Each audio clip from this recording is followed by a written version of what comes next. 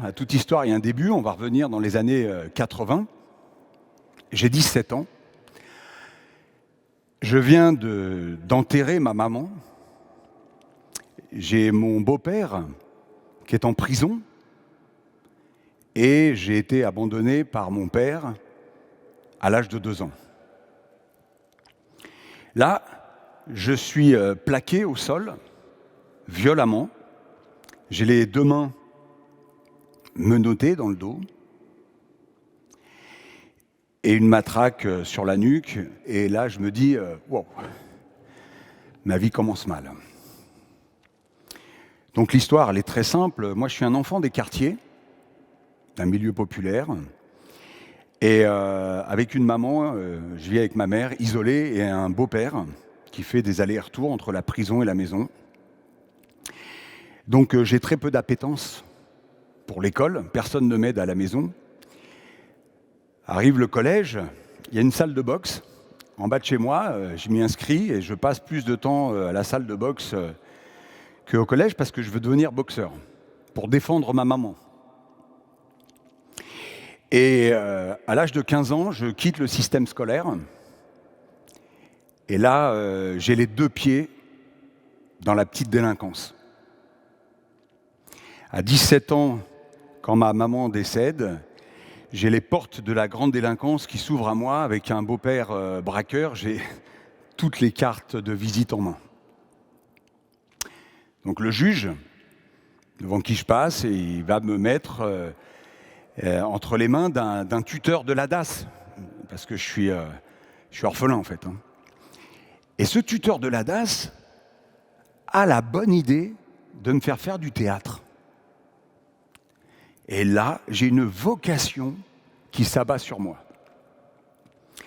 Donc, je me remets à lire, je me remets à écrire, à essayer d'écrire, et puis surtout à essayer de parler, parce qu'à l'époque, je ne parlais pas, j'aboyais.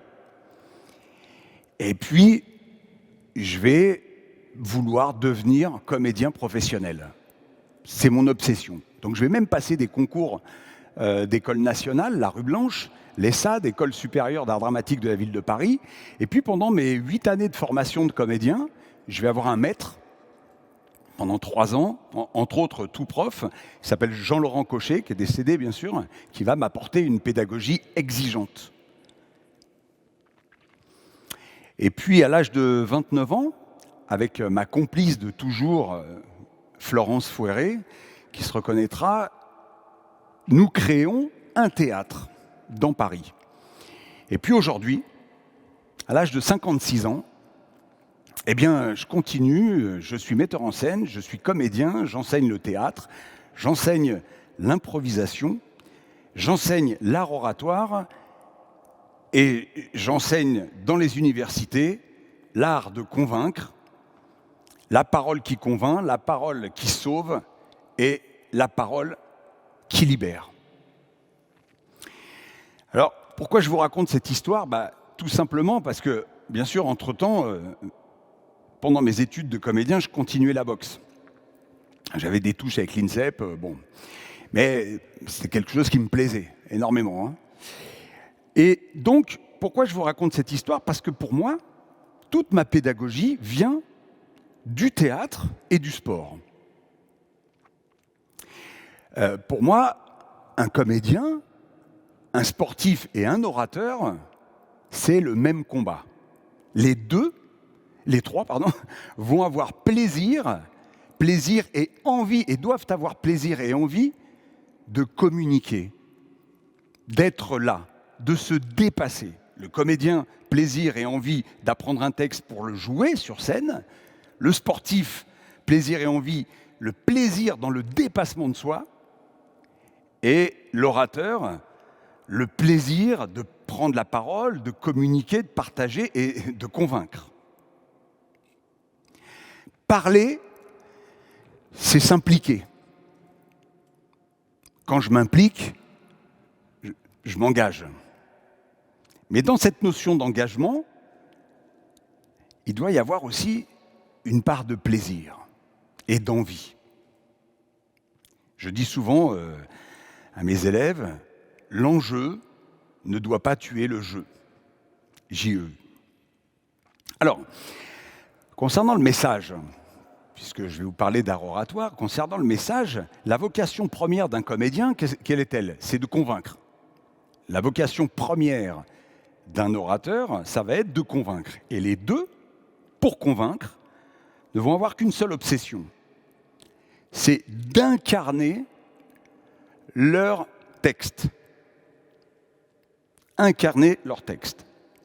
Louis Jouvet, que vous connaissez certainement, disait « Le texte appartient à l'auteur, mais la pensée appartient à l'acteur ». Ça veut dire que l'orateur est là et il apporte une plus-value devant un public. Un texte écrit est fait pour être lu. Un romancier, quand il écrit son texte, est simplement pour être lu dans notre intimité. Mais un texte dit est fait pour être entendu. C'est deux métiers, deux méthodes et deux stratégies complètement différentes. Moi, on m'a souvent dit, celui qui a des idées mais qui ne sait pas les exprimer n'est pas plus avancé que celui qui n'en a pas. Hein, voilà. Donc vous, qui m'écoutez, si vous avez des idées et que vous doutez ou vous ne savez pas trop comment les exprimer, je vais vous dire une chose, je vais vous offrir un secret, je vais vous offrir un cadeau d'ailleurs, et c'est très simple. Il vous suffit de savoir compter jusqu'à 3. 1, 2, 3, c'est le secret des orateurs. Parce que lorsque vous êtes ici, vous devez être vu, entendu, compris. Le corps, la voix, les mots. Clair dans l'émission du discours, concis dans la syntaxe et court dans la durée. Vous devez aussi connaître cette fameuse règle des 3 x 20, les 20 premières secondes, 20 premiers gestes, 20 premiers mots. Vous devez jouer avec les 3 registres du langage. Les faits, opinions, sentiments. Ce que je constate, ce que je pense et ce que je ressens. Vous devez enfin structurer votre message en 3 parties. Introduction, développement, conclusion. Convaincre en 3 minutes, pour ceux qui connaissent ma thèse en 180 secondes, c'est amplement suffisant. Et bien sûr, connaître le triptyque grec, ethos, logos, pathos, formalisé par Cicéron, Aristote et Platon. Voilà, 1, 2, 3, c'est le secret de l'orateur. Alors, moi, je vais vous parler de 3 outils très simples pour gagner en impact. Alors, vous allez voir, pas besoin d'aller chercher à droite, à gauche, c'est très simple. Les ressources sont en nous. Si tant est qu'il il faut aussi s'entraîner. Je vous ai dit tout à l'heure, par rapport au sport, l'art oratoire, c'est une épreuve sportive. Il y a bien sûr la préparation, mais il y a l'entraînement, très important, et puis l'action. Et d'ailleurs, je ne suis pas le seul à le dire, il y a un monsieur qui s'appelle Bertrand Perrier, que vous devez certainement connaître, qui a écrit un bouquin génial, qui s'appelle « La parole est un sport de combat ». Oui, je ne suis pas le seul. Alors tout d'abord, le corps. Voilà, 3 outils, le corps, la voix et les mots. Le corps. Eh bien, sachez que le corps, c'est 70% de ce qu'on va retenir de vous. Donc autant bien le maîtriser. Donc le corps, Anton Tchekhov disait « Notre corps peut être notre meilleur ami comme notre pire ennemi ». On a plusieurs énergies dans le corps, on peut être mou, on peut être normal, tonique, excité, explosif, voilà. Donc quand je suis un orateur, quand je suis là face à un public, même devant 4-5 personnes, moi je préconise d'être tonique. Ensuite, dans le corps, vous avez un muscle. Le muscle le plus long du corps humain que vous devez tous connaître et qui s'appelle le diaphragme. Et ce diaphragme-là va nous permettre, si je l'assouplis bien, d'avoir une respiration abdominale.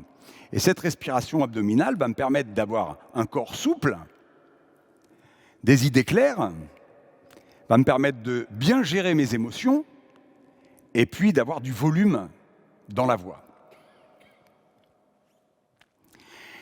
Et ensuite, il y a les gestes. Alors ça, le nombre de personnes qui me disent « je ne sais pas quoi faire de mes mains ». Bon, voilà, laisse-les au bout de tes bras. Ça, c'est la vanne. Mais une fois qu'on a dit ça, finalement, on n'a rien dit. En fait, le problème, c'est l'incarnation du message. Tout à l'heure, je vous en parlais. C'est la pensée du message.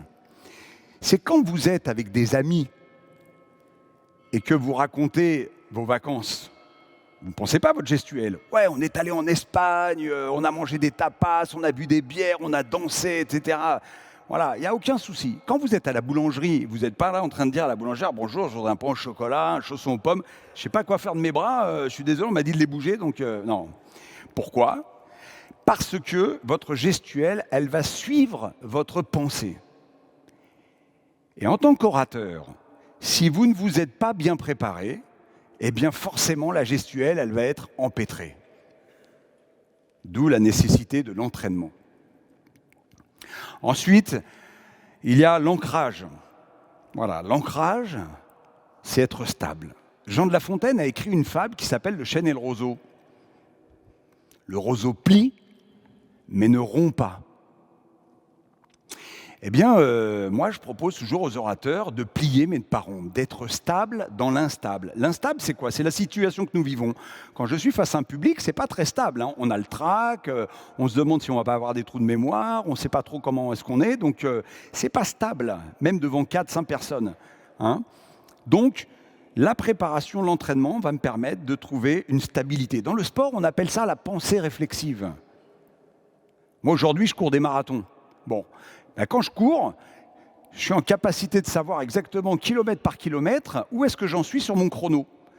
C'est-à-dire que je suis dans l'instant présent, l'ici et maintenant. Ensuite, vous avez la voix. La voix, c'est 20% de ce qu'on va retenir de vous. Donc la voix, voilà, c'est important. La voix, on a une tessiture comprise entre 2 octaves, 8 notes. Et puis, il y a l'articulation, les intonations, les intentions, la modulation, le rythme, les silences, enfin, c'est énorme. Arrêtons-nous un tout petit peu sur l'articulation. Voilà. Moi, je dis toujours qu'un orateur qui n'articule pas, ça ne m'intéresse pas. Je ne l'écoute pas. L'articulation, c'est la politesse de l'orateur. On faisait des petits exercices comme ça, il y a plein de petits exercices. D'ailleurs, je vous entraînerai. Essayez de dire « je vais chez ce cher Serge chercher ses chaussettes sèches ». Ou alors papier, panier, piano, papier, panier, piano, papier, panier, piano. Vous entraînerez. Ensuite, il y a les intonations et les intentions. Victor Hugo disait « la forme, c'est le fond qui remonte à la surface ». Regardez, une intention, par exemple, toute simple. Je dis à ma femme, tiens chérie, ce soir, est-ce que tu viens, on va au théâtre. Mais je peux lui dire, bon chérie, tu viens, on va au théâtre ce soir? Chérie, tu viens, on va au théâtre ce soir? Voilà, c'est 3 intentions différentes. Et là, elle peut me répondre, non mais c'est bon, on ne m'agresse pas. Ben quoi, je t'agresse pas? Ben si, tu m'agresses. Voilà. Et je ne m'en suis pas rendu compte. Derrière cette phrase-là, je vais colorer ma phrase d'une certaine manière. Ça va être peut-être le fond, voilà. Et puis, enfin, moi, ce que je vous propose, si vous avez des petits-enfants ou des enfants, lisez-leur des histoires. Parce qu'il n'y a rien de mieux que de lire des histoires aux enfants pour que vous vous habituez avec votre appareil phonatoire. Lire des histoires, intention, modulation, vous mettez du rythme, vous articulez. Si l'enfant de 4 ans se met à courir partout, posez-vous des questions. Mais si jamais il est attentif, alors là, vous dites « Waouh, je suis le meilleur orateur du monde ». Parce qu'un enfant de 4 ans, ça ne triche pas, généralement. Et puis ensuite, bien sûr, il y a les silences. Alors ici, on est obligé d'en faire parce que ça résonne, mais les silences. Important, ça va appuyer ce que vous avez dit. Ou alors, confirmer ce que vous allez dire. Le silence, ça n'est pas un blanc, ça n'est pas un trou. On pose des silences pour permettre à l'auditoire de recevoir le message que je suis en train de dire. Et ensuite, les mots.